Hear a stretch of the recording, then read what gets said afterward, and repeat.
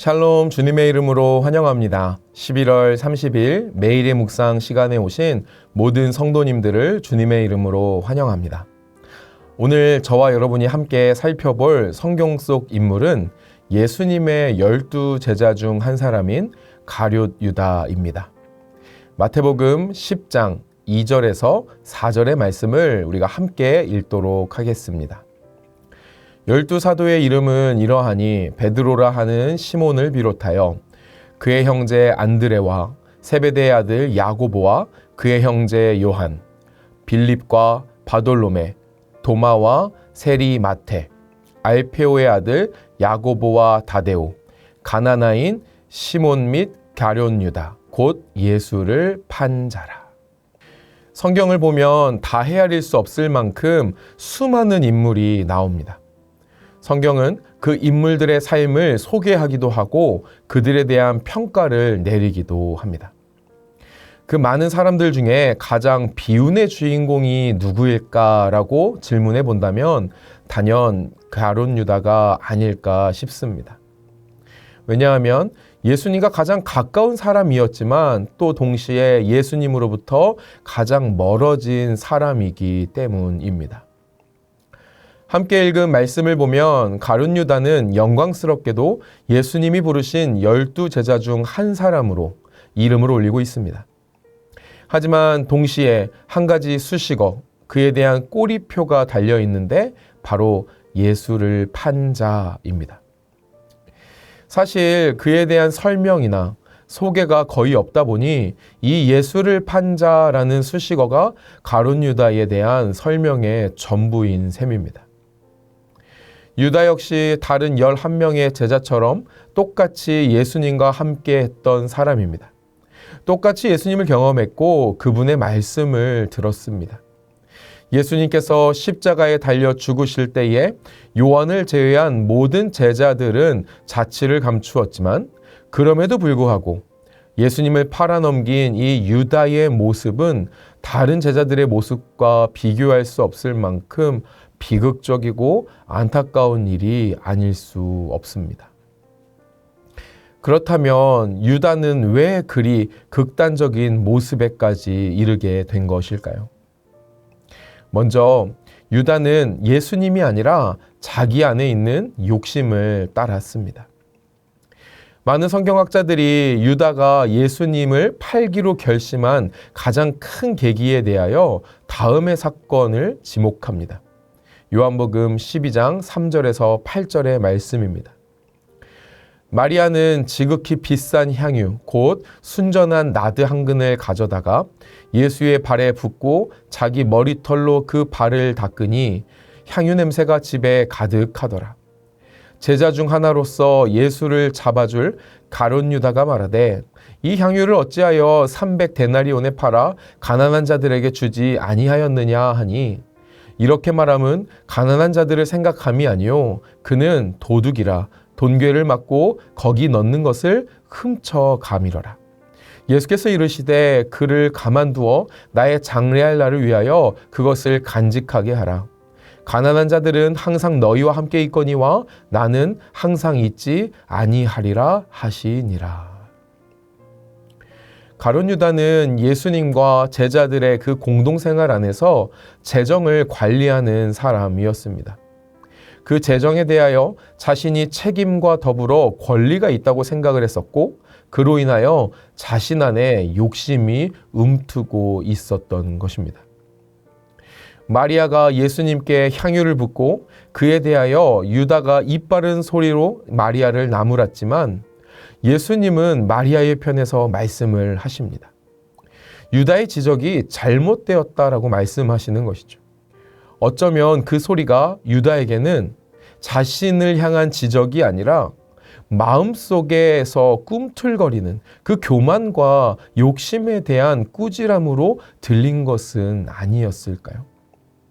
돈에 대한 욕심, 자신의 권리에 대한 이 교만함은 예수님을 유대인들에게 팔아넘기려는 결심에까지 이르게 만듭니다.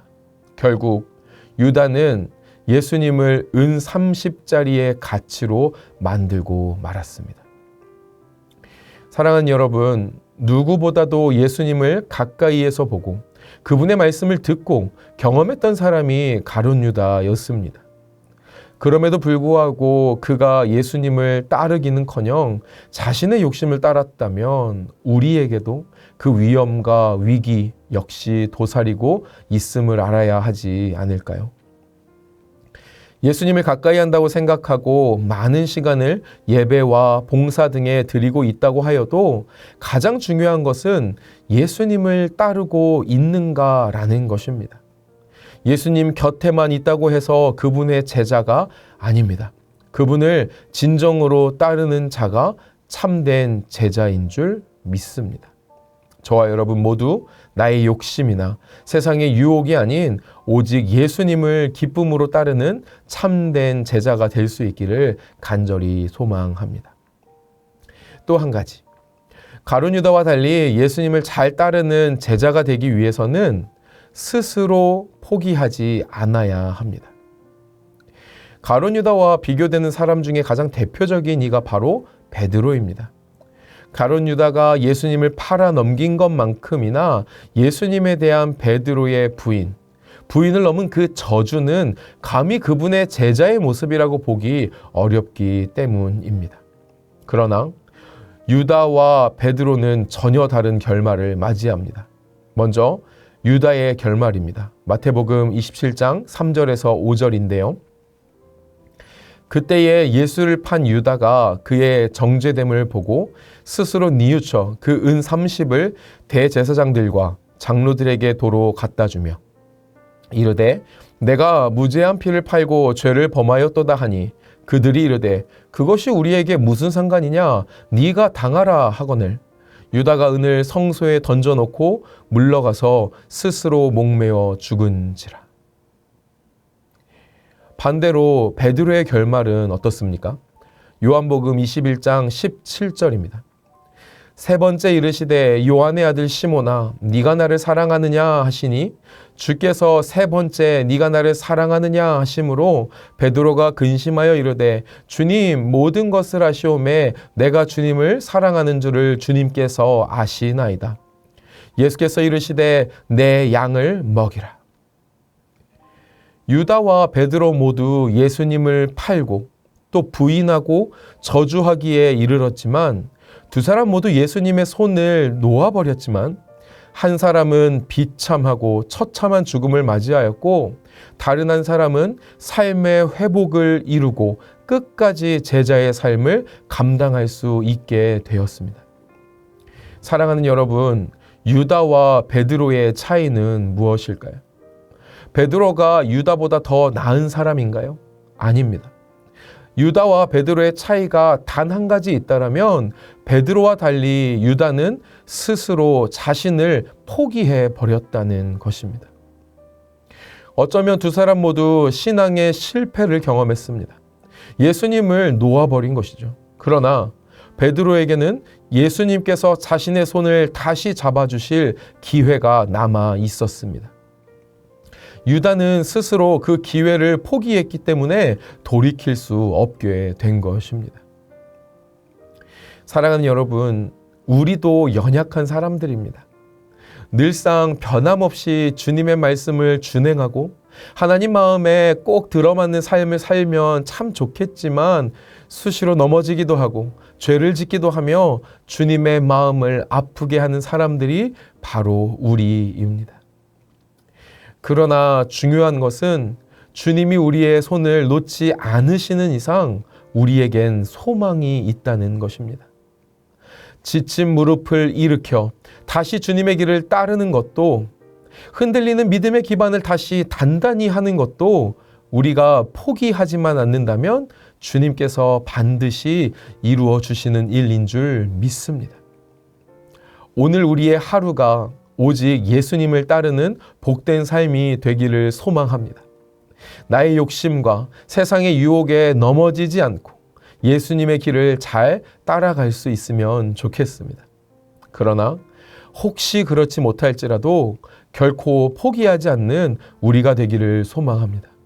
주님은 우리를 결코 포기하지 않는 분이시기에 우리가 포기하지 않는다면 반드시 합력하여 선을 이루는 역사가 있을 것입니다.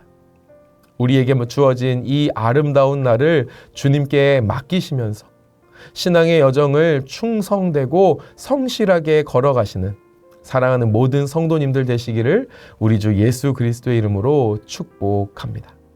기도하시겠습니다. 사랑하는 하나님, 가룟 유다를 통하여 우리의 모습을 들여다볼 수 있음에 감사합니다.